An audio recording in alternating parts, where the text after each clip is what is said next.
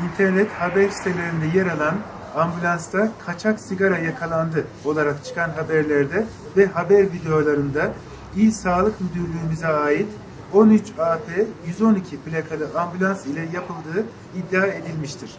Söz konusu 13 AP 112 plakalı ambulansın çıkan haberlerdeki anılan tarihlerde ve saatlerde müdürlüğümüz bünyesinde hizmet vermekte olan Tatvan 1 nolu 112 Acil Sağlık Hizmetleri İstasyonu'nda vaka ambulansı olarak hizmet vermekte olduğu müdürlüğümüz acil ve afetlerde Sağlık Hizmetleri Şube Müdürü ve İl Ambulans Servisi Başhekimi tarafından yerinde tespit edilmiştir. 13 AP 112 plakalı ambulans vaka ambulansı olduğundan Tatvan sınırları dışına çıkamamaktadır. Plakası taklit edilerek farklı bir ambulansla olay gerçekleştirilmiştir. Emniyet yetkilileri tarafından motor ve şase numarası tespit edilip farklı ambulans olduğu kanıtlanmıştır.